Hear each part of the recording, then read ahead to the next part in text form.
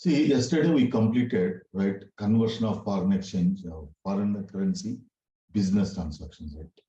So, this also explained you procedure to assign default exchange rate types to the document types, right? So below this, please write down. Normally, the GL transactions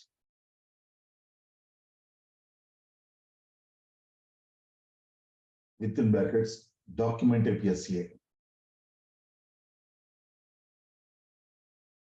are converted at a bank average rate.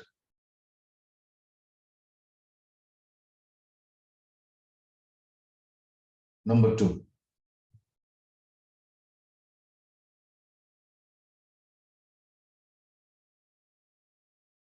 the foreign vendor invoices,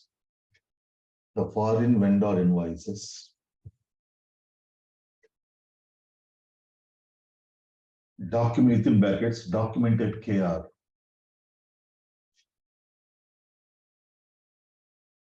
are converted at a bank selling rate.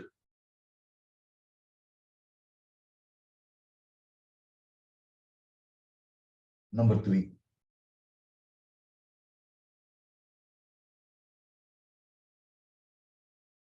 the foreign customer invoices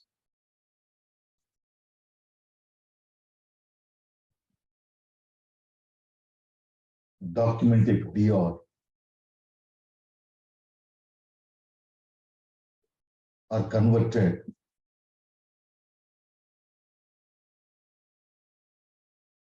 at a bank buying rate.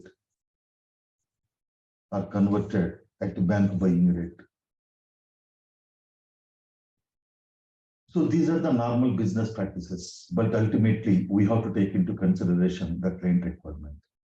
So based on the client requirement, we assign the default exchange rate types in the respective document types. Now go back to notes now. Enter in the exchange rates. Next heading is, go back to notes. Heading is enter in the exchange rates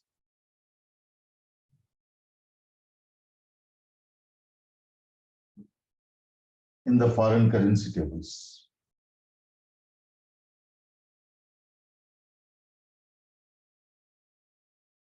Number one,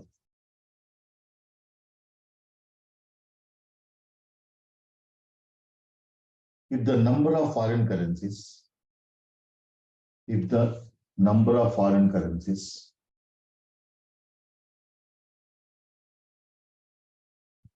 we are dealing with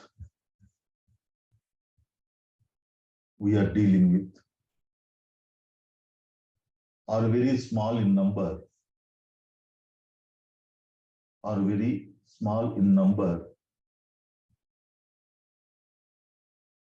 we can enter them.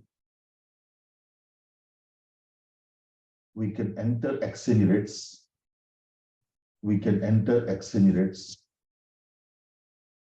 Manually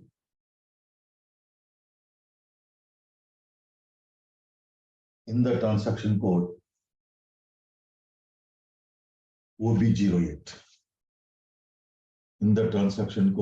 OB08. Next, number two.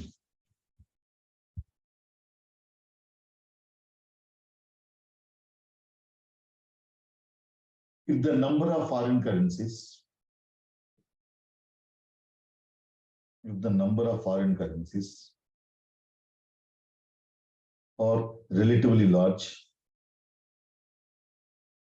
number of foreign currencies are relatively large,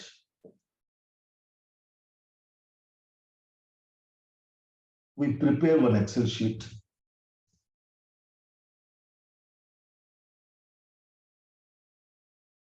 with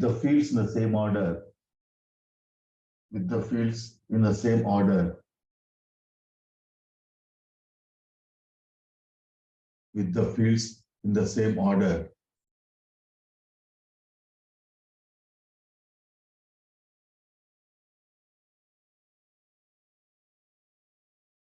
See, somebody is asking to repeat my sentence again. First one is, right, if the number of foreign currencies we are dealing with are very small in the number, if the number of foreign currencies we are dealing with are very small in number, we can enter the exchange rates manually in OB08. Okay, Srilekha? Yes, sir. Is it my problem or your problem, It's sir? your problem. Your problem. Okay, okay. I get it, sir. Thank you. Number two, if the number of foreign currencies are relatively large, if the number of foreign currencies are relatively large, then we prepare an Excel sheet. We prepare one Excel sheet with the fields in the same order of OB08 key code, and we can upload it,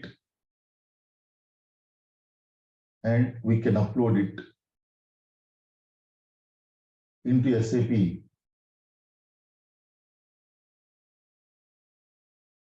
in the transaction code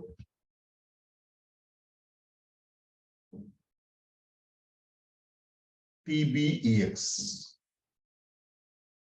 In the transaction code TBEX.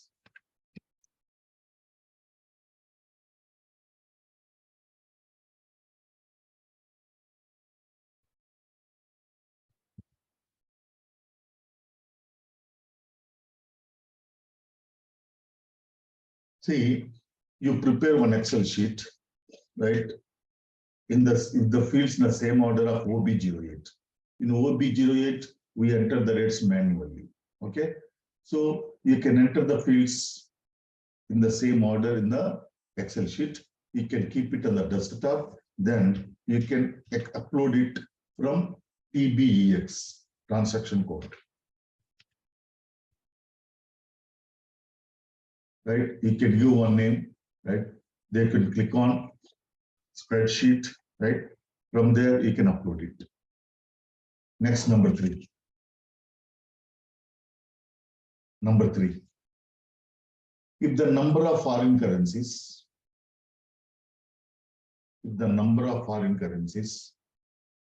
are very large,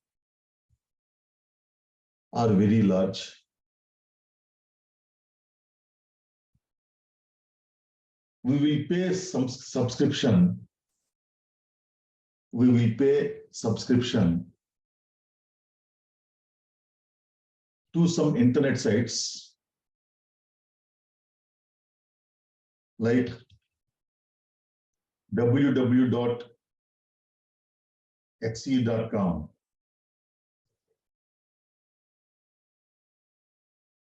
www.moneycontrol.com,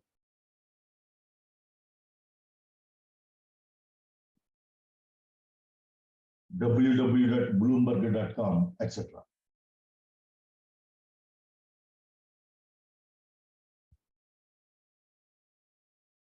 See, there are some internet sites which are dealing with foreign exchanges, right?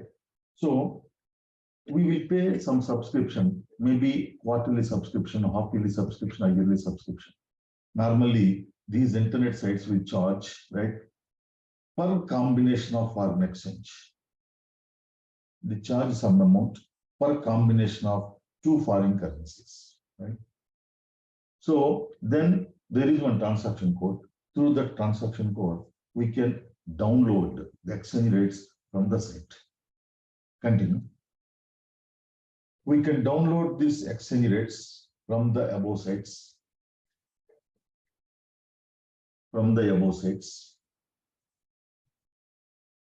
Through the transaction code TBD4. TBD4.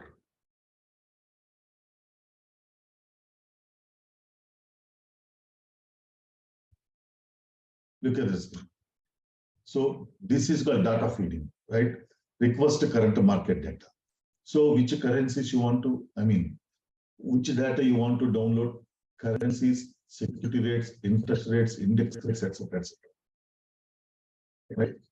So if you know this, that's enough. Okay.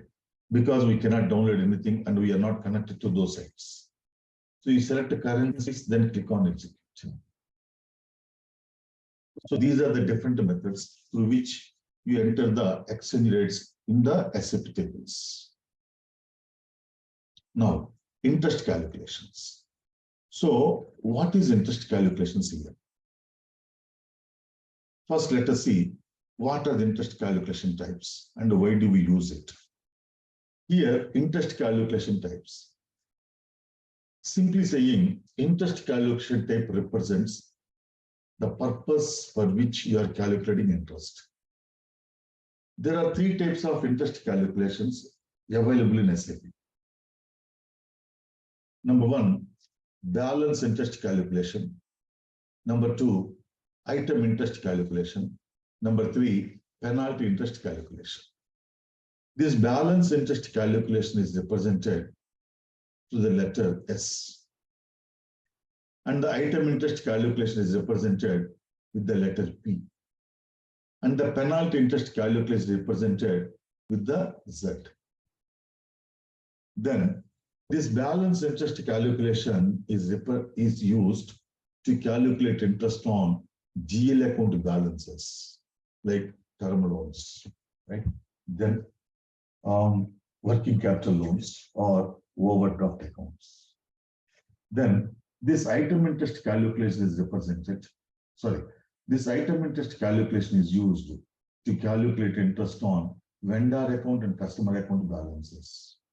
Then this penalty interest calculation is used to calculate interest, the penalty interest, or to impose penalties.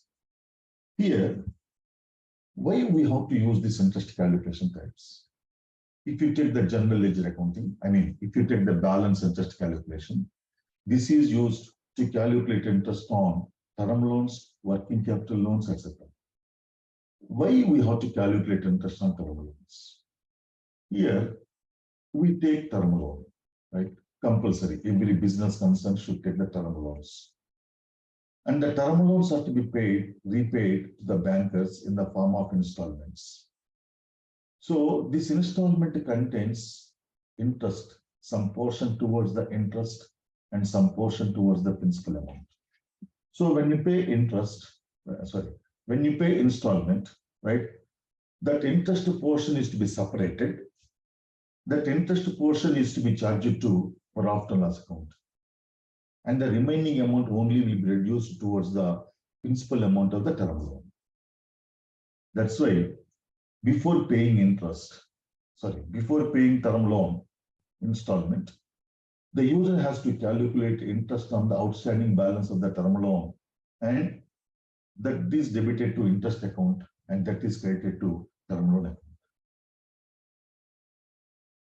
So you have 50 term loans, and each term loan, right, will carry different rate of interest. In that case, before paying the installments, the user has to calculate interest on all the 50 term loans, and he has to post accounting entry like interest accounted to first term loan, interest accounted to second term loan, interest accounted to third term loan, so on, interest accounted to 50th term loan. That's why he has to post 50 entries, which is a difficult task, right? And also there are chances to make the manual mistakes. That's why SAP has developed some configuration settings. Right? And these are configured by FI consultant. Then the user who is responsible to calculate and post the interest on the term loans, he executes one transaction code. In that transaction code, he enters the information in 7 to 8 fields. Then the system will calculate interest on all the 50 term loans and it will post entries accordingly. So unless you do this exercise, means unless you calculate interest on the term loans, the balance of the term loan in our books will not match with the balance of the term loan in the bank books. That's the reason, right? We have to calculate interest, and the interest is to be debited to interest account, and it has to be credited to term loan account. And also the interest is to be charged to profit and loss account because it's an expenditure. So for that, we use this balance interest calculation. Similarly, item interest calculation. So this item interest calculation is used to calculate interest on, right, vendor account and customer account balances. So why we have to calculate interest on vendor account and customer account balances?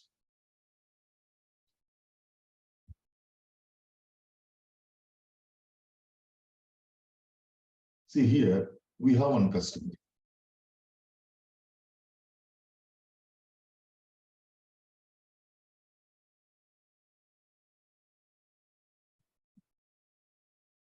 Or we have one vendor.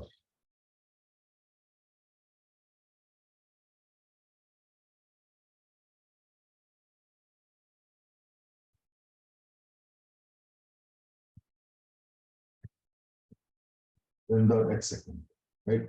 So today we purchase a material from vendor. Then what is the entry we post? Inventory of raw material account or purchase account to vendor account, right? So by virtue of that entry, that is posted to credit side of vendor by purchase account. Let us say 1 lakh, right? Now, here, vendor said we have to make the payment on 30th day. So if you make the payment on after 30th day, we have to pay interest for the delayed number of days, right? So we could not make the payment to vendor on 30th day, and you have made the payment to vendor on 60th day. So for 1 month delay, right? So for 1 month, we have to pay interest to the vendor, right? So before making the payment to vendor, right, we have to calculate interest on this 1 lakh for 1 month, right? Then we have to post one entry, debit interest account, credit vendor account.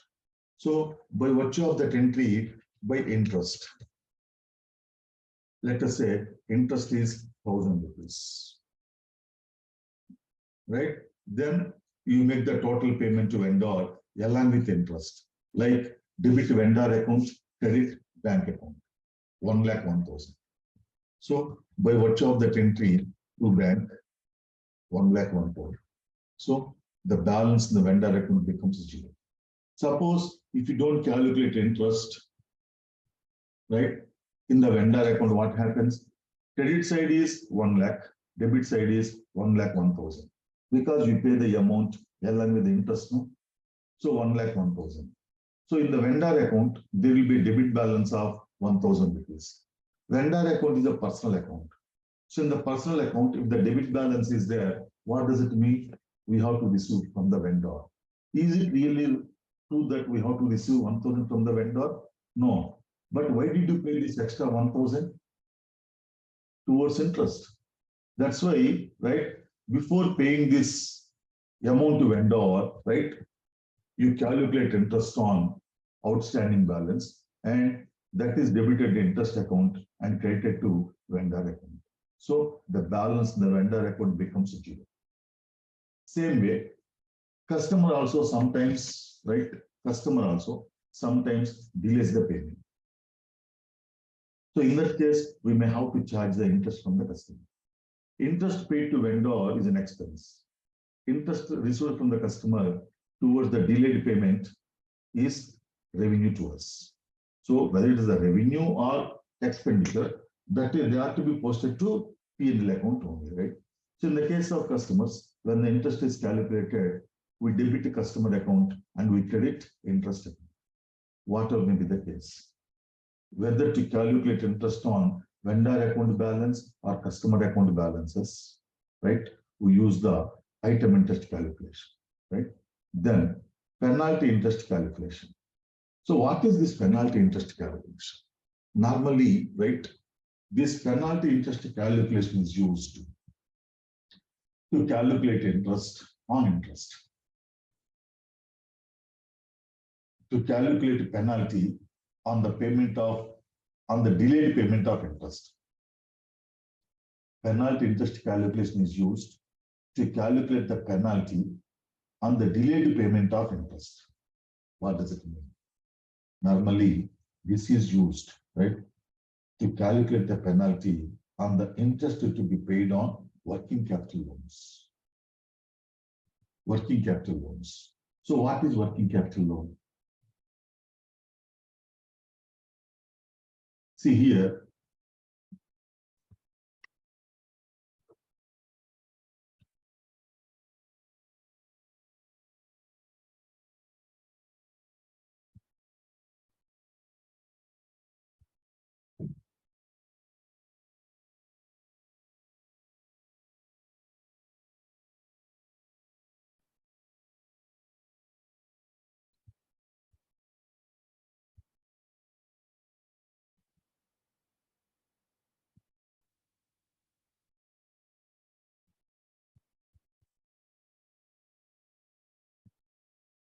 see working capital loan.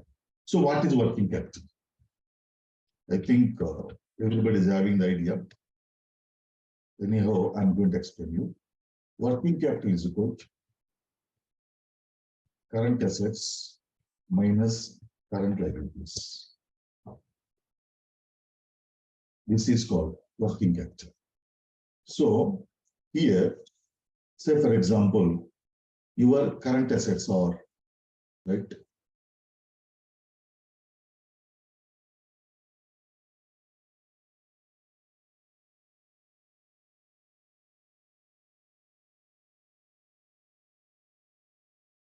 $10 crores,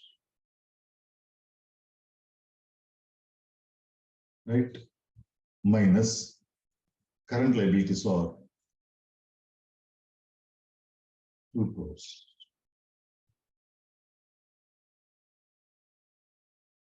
That is your net current assets, 8 crores, or this is called working capital. Right? So this is called net current assets or working capital. Now, we need working capital loan. Why? Normally, every business concern will take the working capital loan. So we need working capital loan. Why? Say, for example, you have brought in, just like you think as a businessman, a small businessman, right? Need not be a company. So you think as a small businessman, you have brought in as capital 10 crores, right?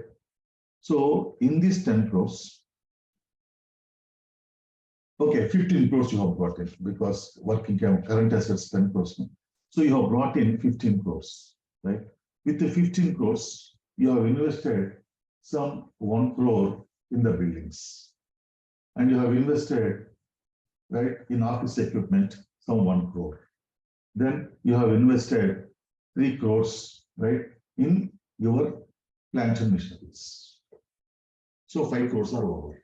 Now, with the 10 crores, you have purchased raw materials. And you have started your business on 1st December 2023. Okay. So still you have 10 crores in your hand. Now, out of this 10 crores, right, you have purchased raw materials, packing materials, then some stores and stores, right? So you have invested all these 10 crores, remaining 10 crores in the raw materials, right? Stores and spares, then consumer packing material, etc., etc. So you started production on 31st. You have started production on 1st December 2023. So on 10th of December, right, some production is completed. That was sold to customer. So customer made the payment in 2 months. In the market, right, minimum to minimum, you have to give a credit period of 2 months to the customer. So you have sold some goods to customer worth 5 crores in the first month. Again, there is some work in progress, right? Again, there are some finished goods lying in the warehouse. So your 10 crores are available where now? Some amount is available in the form of stock of raw material, right? Some amount is available in the form of stock of finished goods, work in progress, consumables, packing materials, and some are invested in sundry debtors. Some 5 crores like that. You have sold the goods to customer for 2 months credit, and you receive the amount only after 2 months, not now. So like that, all your cash is blocked. Now, 31st January came. 31st January came. You start the production 1st January. 31st January came. You have to pay salaries. You don't have the cash. Then you have to pay rent, no cash. You have to pay electrical charges, no cash. You have to incur some more expenses, no cash. 5 crores is invested in fixed assets. 10 crores is invested in raw material stock, work in progress stock, finished goods stock, sundry debtors, then consumables, then packing material. So you are left with zero cash.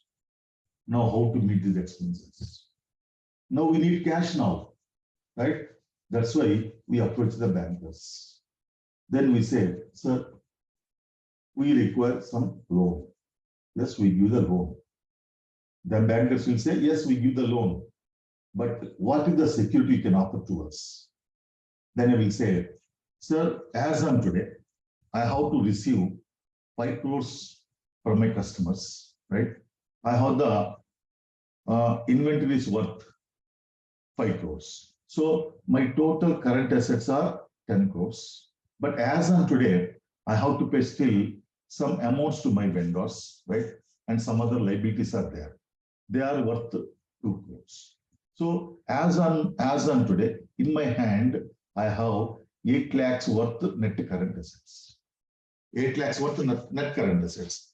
So I will pledge this current assets worth 8 crores. So this is the security I can offer to you. Then the banker will say, okay, as on today, right, your net current assets are 8 crores, fine. But suddenly, right, there was a problem in the business conditions. There was a sudden decision in the business. So you will not be able to receive some of your dues from the customers. And your closing stocks may not be worth as they are valuable as today. Due to the decision in the business, the worth of your finished goods stock may be reduced. So if I give you 8 crores loan now, how can I recover it? That's the banker's question. That's why what the banker will say, okay, we agree. Your net current assets are 8 crores. Out of this net current assets, right, we will give you a loan of 5 crores.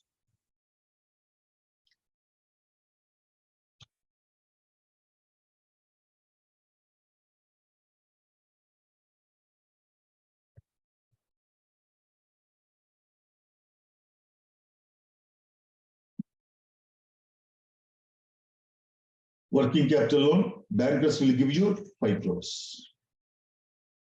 The remaining 3 crores is called margin. This is security margin. So in any case, bankers assumes that in any case, the worth of this net current assets will not go below 5 crores. That is the assumption. This is called margin, right? So here they have sanctioned, they will give you a working capital loan of 5 crores. That means they don't give you the cash of 5 crores over the counter, right? Their working capital loan means they give you the permission to withdraw up to 5 crores without your balance in the bank. For that, we are giving you a security of 8 crores worth of current assets. So every month we have to give the stock reports, right? and current assets reports, current liabilities reports to the bankers. So the bankers have given permission to us to withdraw up to 5 crores, right? At any point of time. Okay. This working capital loan we have taken on 1st February, right? So on 1st February 2023, right, we withdrawn some 1 crore. Then on 2nd February 2023, again we withdrawn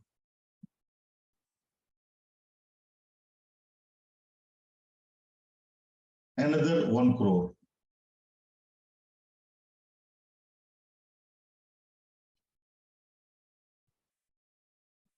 Then on 3rd February 2023, right, we have received a check from we have received a demand draft from the customer towards the payment of invoice, and we have deposited that demand draft 50 lakhs, right? So we deposited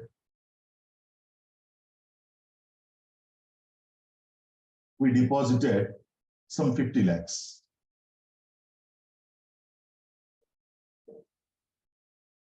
Then on 4/2/2023, again we deposited some 25 lakhs. Like that, every day we are withdrawing some amount, every day we are depositing some amount, right? So on 28th February, we have to pay interest to the bank. So how the interest is calculated, right? So on 1st February 2023, we have withdrawn 1 crore. So on 1 crore, we pay interest for 1 day. Then on 2nd February, again, we have withdrawn another 1 crore. So total till now, how much we have withdrawn? 2 crores, right? So you have to calculate interest, right, on 2 crores per 1 day. Then on 3/2/2023, we have deposited 50 lakhs. So how much you have used from the bank? 1.5 crore. So again, we have to calculate interest on 1.5 crore for 1 day. Then 4/2/2023, again, you have deposited 25 lakhs. So on 1.25 crores, right? How much you have used from the bank now? 1.25 crores only. So on 1.25 crores, we have to calculate interest for 1 day, right? Like that, every day we calculate interest on the term loan, on the working capital. So at the end of February, 28th February 2023, right? Total interest to be paid is equal to, let us say, 2 lakh rupees. So this has to be deposited to the bank as on this date. But we could not deposit this interest to the bank on 28th February. You have deposited this interest on the 10th March. 10th March. So for this, it means you have delayed the payment of interest on working capital to the bank 10 days, right? So according to bankers' policy, right? The bankers will charge some 1% or 1.5% for 10 days on these 2 lakhs to be paid. This is called penalty interest. Clear what is the function of the working capital loan? Normally, who doesn't have the real working knowledge, right? They may not be aware of the working capital loan. So in order to calculate the penalty interest calculation, we use this type. So normally, right, the balance interest calculation and item interest calculations are used in the commercial enterprises, and the penalty interest calculation is used by the financial institutions. So we are in the general ledger accounting, right? So I am going to show you how to configure for balance interest calculation. So all this explanation I have given here. What is balance interest calculation, item interest calculation, and penalty interest calculation. Then, first of all, define interest calculation types. So you have to define which type of interest calculation we are going to configure. That is called define interest calculation types. Path is SPRO, financial accounting new. For the time being, financial accounting or financial accounting new are both are same. But in financial accounting new, there are some extra functionalities available. So what is that extra functionalities? We discuss in the new general ledger accounting. So financial accounting new, general ledger accounting new, business transactions, bank account interest calculation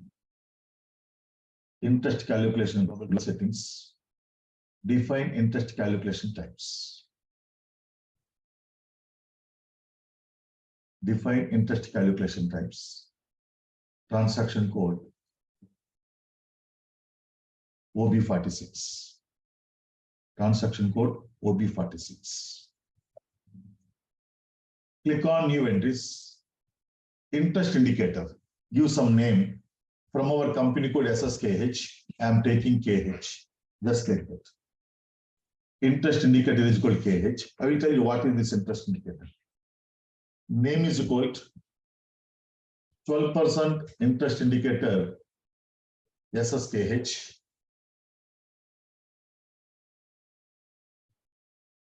Interest calculation type.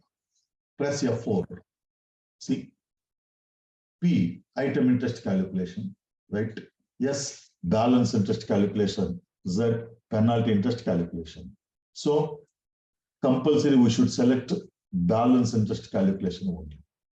Interest calculation type is equal to yes. And these interest calculation types, we cannot create one. Click on Save. Table name, T056. Table name, T056. Now, what is this interest indicator? This is the identification for which we assign all the values necessary for calculating interest. The interest indicator is assigned in the terminal account master record to enable the system to calculate interest according to the values specified in it. See, this is the identification for which we assign all the values necessary for calculating interest. That means in order to calculate interest, we require some values, like how frequently you have to calculate interest, whether you need to calculate interest every month or every quarter or every half year or every year. That is called interval. And what is the rate of interest? 12%, 11%, 10%. That is again we require, right? Then every month, how many number of days? In every month, how many number of days you have to consider? 30 days or 31 days or 28 days. Like that, we require these values to calculate interest. So at this point of time, you define one identification that is called interest indicator. For that interest indicator, we assign, we link all these values. Then this interest indicator is assigned in the terminal account master account. So the system will use the values defined in the interest indicator to calculate interest on terminal. So without interest indicator, it's not possible to calculate interest. Write down one more point. The interest indicators are defined at the client level. The interest indicators are defined at the client level.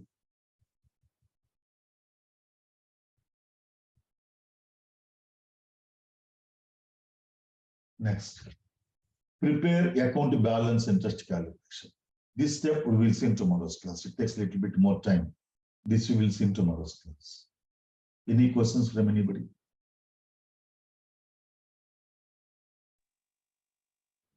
Sir, I have a query from last class. Huh? I have a query from last class. Tell me, Abbas. Yes, sir. What is basically the translation ratios? I did understand according to concept, but what it is basically. Means here, how many number at the time of conversion, right? What is the basic units you have to consider? 1 unit of foreign currencies are to be converted into one singular units of company code local currency. Suppose $100 is there. What is the minimum unit of $100? $1, right? For the commercial usage. And what is the minimum unit of Indian rupee? 1. So for $1, how many rupees you get? So for $100, how many singular rupees you get? That is called conversion ratio. It's basically the price of one currency in terms of the other, right? Sorry? The price of one currency in terms of the other country. Yes. Price of foreign currency in terms of your company called local currency. Okay, sir. Thank you.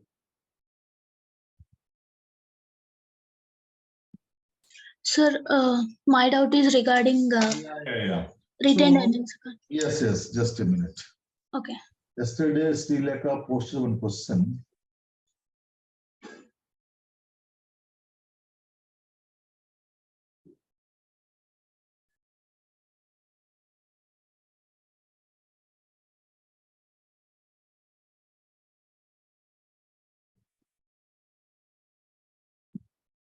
See, the question she has posted is, for every business, there will be operating revenue and expenses, and non-operating revenue and non-operating expenses. So, while creating the GL account, we need to state account type. So, why did you create only one operating P&L account type X? And why not non-operating P&L account type? She's asking like this.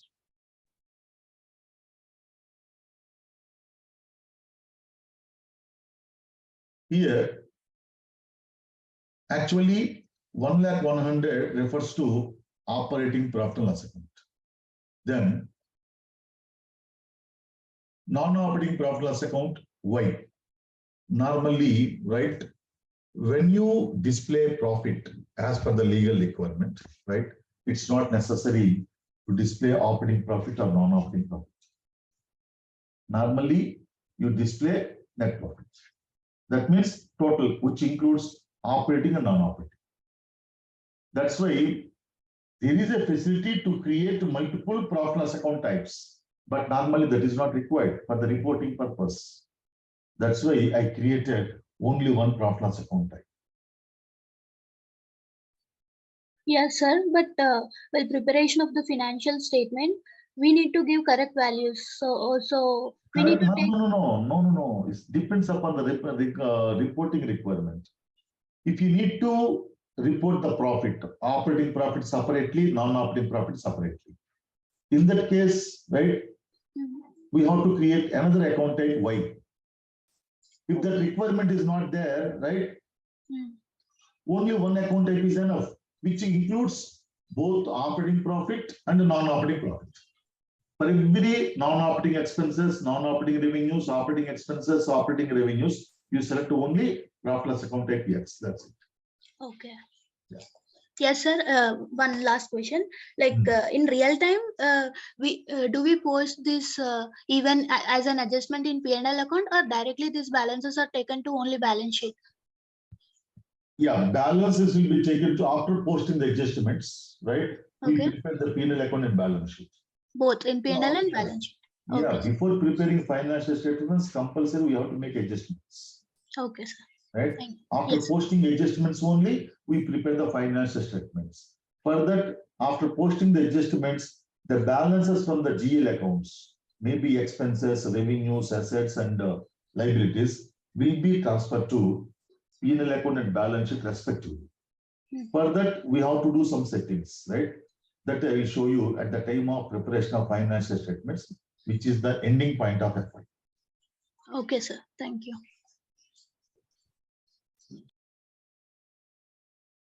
Okay, then see you tomorrow same time. Good night and good day. And we have the holidays, right?